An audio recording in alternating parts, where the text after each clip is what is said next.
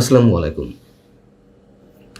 এবার আমাদের এক সময়ের বিশ্বসেরা অলরাউন্ডার আমাদের ক্রিকেটার সাকিব আল হাসানের এক ঘোষণাতেই সম্ভবত সরকার বিপাকে পড়েছে, বিব্রতকর অবস্থায় পড়েছে। তখন তার ওই ঘোষণা সম্পর্কে আন্তর্জাতিক গণমাধ্যম রয়টার্সের কাছে কোনো ধরনের কোনো প্রতিক্রিয়া জানায়নি বিএনপি সরকারের পক্ষ থেকে কেউ।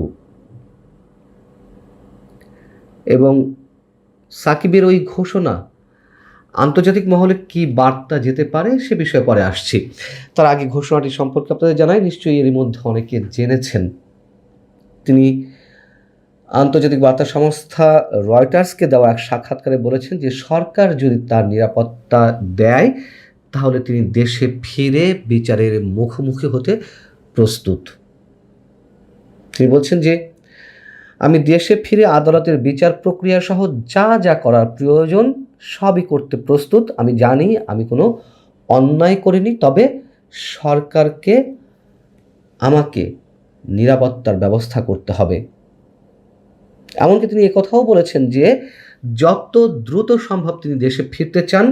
যদি তা সম্ভব না হয়, ডিসেম্বরে সাবেক প্রধানমন্ত্রী শেখ হাসিনা দেশে ফেরার যে ঘোষণা দিয়েছেন সেই তার নেত্রীর সঙ্গেই তিনি দেশে ফিরতে চান, দেশে ফিরবেন, ফেরার চেষ্টা করবেন এবং দেশে ফিরে তিনি তার অবসরের একটা পরিকল্পনার কথাও জানিয়েছেন যে একটা বিদায়ী সিরিজে অংশ নিতে চান। তো সাকিব আল হাসান রয়টার্সকে দেওয়া সাক্ষাৎকারে এর আগে তার যে একাধিকবার দেশে ফেরার প্রস্তুতি এবং সেগুলো কীভাবে ভেস্তে গেল সে বিষয়েও খোলামেলা কথা বলেছেন। তিনি বলেছেন যে 2024 সালের শেষ দিকে, অর্থাৎ তৎকালীন ডক্টর ইউনূস সরকারের আশ্বাসে একবার দেশে ফেরার প্রস্তুতি নিয়েছিলেন, অর্ধেক পথ যাত্রাও করেছিলেন। যুক্তরাষ্ট্র থেকে তিনি যখন দুবাই পৌঁছান তখন তিনি জানতে পারেন যে তাকে নিউ ইয়র্ক ফিরে যেতে হবে, তার কারণ তাকে দেশে ফিরতে দেওয়া হচ্ছে না। তিনি মন্তব্য করছেন যে 12 ঘন্টার মধ্যে আসলে কি ঘটে গেল আমি জানি না। এরপর আরও একবার তিনি দেশে ফেরার প্রস্তুতি বা পরিকল্পনা নিয়েছিলেন, কিন্তু ওইবার শেখ হাসিনার জন্মদিন উপলক্ষে সামাজিক যোগাযোগ মাধ্যম ফেসবুকে তিনি শুভেচ্ছা জানিয়েছিলেন। এই কারণে তাকে ওই পোস্টের কথা জানিয়ে দেওয়ার পর বলা হয় তাকে দেশে ফিরতে দেওয়া হবে না। এমন মন্তব্য করে তিনি বলছেন যে আমি বুঝতে পারি না বাংলাদেশে আমাকে ঢুকতে না দেওয়ার মানদণ্ড কিভাবে এটি হতে পারে। এমনকি ডক্টর ইউনূস সরকার তাকে শর্ত দিয়েছিল যে তিনি যদি আওয়ামী লীগ বা শেখ হাসিনার সাথে সব ধরনের সম্পর্ক বিচ্ছিন্ন করেন তাহলে তার দেশে ফেরার বিষয়টি বিবেচনা করা হতে পারে। তখন তিনি নাকি বলেছিলেন যেটি প্রশ্নই ওঠে না, তার অবস্থান স্পষ্ট। তিনি আওয়ামী লীগের রাজনীতি শুরু করেছেন, আওয়ামী লীগের সঙ্গেই থাকবেন। এসব বিষয়ে রয়টার্সের পক্ষ থেকে প্রধানমন্ত্রীর কার্যালয়ে প্রধানমন্ত্রীর যারা মুখপাত্রের দায়িত্বে রয়েছেন তাদের সঙ্গে যোগাযোগ করা হয়েছিল, কিন্তু রয়টার্স লিখছে যে তাৎক্ষণিকভাবে তাদের কোনো প্রতিক্রিয়া পাওয়া যায়নি। তবে বাংলাদেশের পক্ষ থেকে কোনো কোনো গণমাধ্যম তার এই সাক্ষাৎকারের পরে ক্রীড়া প্রতিমন্ত্রী আমিনুল হকের সঙ্গে কথা বলেছে। সেখানে এক গতানুগতিক ধারায় অদ্ভুত এক রিপোর্ট চলে আসছে, মন্তব্য চলে আসছে। ক্রীড়া প্রতিমন্ত্রী আমিনুল হক বলছেন যে একজন ক্রিকেটার হিসেবে যে অবস্থানে তিনি ছিলেন সেখান থেকে সরে গিয়ে যখন রাজনৈতিক পরিচয় বেছে নিয়েছেন তখন আমার মনে হয় না তার দেশে ফিরে আসার কোনো সুযোগ আছে। দেশে ফিরলে তাকে আইনি প্রক্রিয়ার মধ্য দিয়ে যেতে হবে। সাকিব আল হাসানের বিরুদ্ধে 2টি মামলা রয়েছে, আমরা জানি যে একটা হত্যা মামলা আর একটা দুর্নীতি সংক্রান্ত মামলা।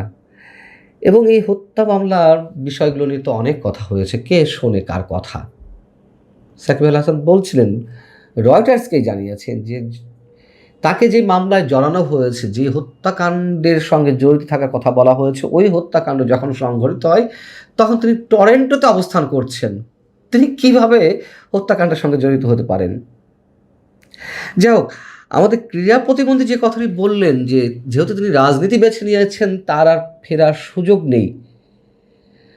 আচ্ছা, রাজনীতি বেছে নিয়েছেন বেশ ভালো কথা, তিনি হত্যা মামলার আসামি। তিনি তো বলছেন যে তিনি দেশে এসে দেশে ফিরে আইনি প্রক্রিয়ার মুখোমুখি হতে চান,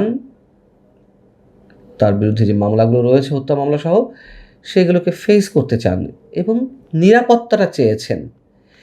তিনি তো বলেননি যে আমাকে জামিন দিতে হবে, আমাকে জামিনের শর্তে দেশে আমি আসতে চাই, এই ধরনের কোনো মন্তব্য তো করেননি।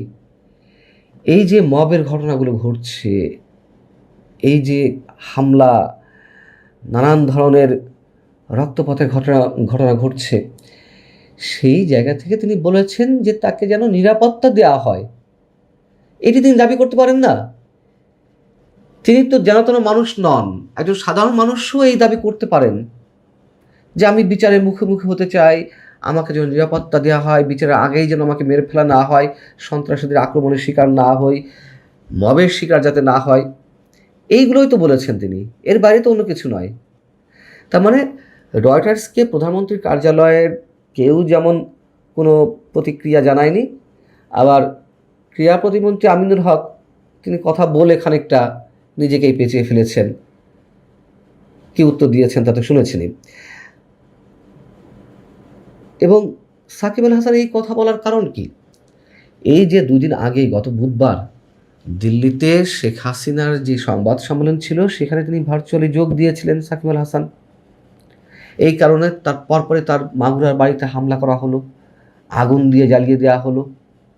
তো তিনি তো বলবেন আশঙ্কার জায়গা থেকে যে আমাকে নিরাপত্তা দিলে আমি বিচারের মুখোমুখি হতে চাই। তাহলে কোনো মানুষকে নিরাপত্তা দেওয়া হবে না? বিচারের মুখোমুখি তারা যে হতে চান সেই সুযোগ দেওয়া হবে না? এই জন্য বলছিলাম যে বিএনপি বিপাকে পড়েছে। কেন বিপাকে পড়েছে?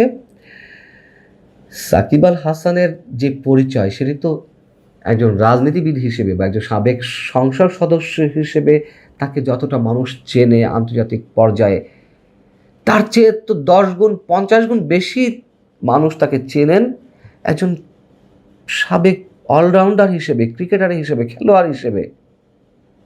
এবং একজন খেলোয়াড় রাজনীতি করতে গিয়ে এভাবে হত্যা মামলায় ফেঁসে যেতে পারেন বা একজন খেলোয়াড় হত্যা করবেন, এটা কেউ বিশ্বাস করবেন? কোনো কোনো ক্ষেত্রে আমি তো মনে করি আন্তর্জাতিক পরিমণ্ডলে শেখ হাসিনার যে পরিচিতি, তার যে অবস্থান, কোনো কোনো ক্ষেত্রে সাকিব আল হাসানের পরিচয়টা তার চেয়েও একটু অন্যরকম। এখন যদি তাকে সেই ধরনের নিশ্চয়তা না দেওয়া হয়, নিরাপত্তা না দেওয়া হয় বিচারের মুখোমুখি হওয়ার জন্য, তাহলে বার্তাটা কি যাবে? আন্তর্জাতিক বার্তা সংস্থা রয়টার্স থেকে শুরু করে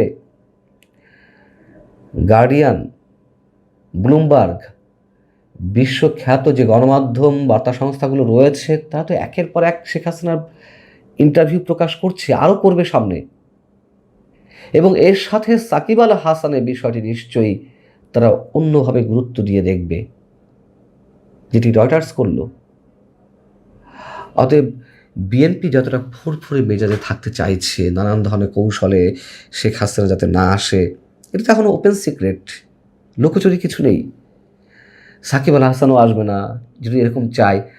বিএনপি আসলে কতটুকু আন্তর্জাতিক চাপের মুখে থেকে তার প্ল্যানিংগুলো বাস্তবায়ন করতে পারবে, অথবা আন্তর্জাতিক মুখে পড়ে বিএনপি কতটা এই জায়গাতে অবস্থান নিতে পারবে। ভালো থাকুন সবাই, আল্লাহ হাফেজ।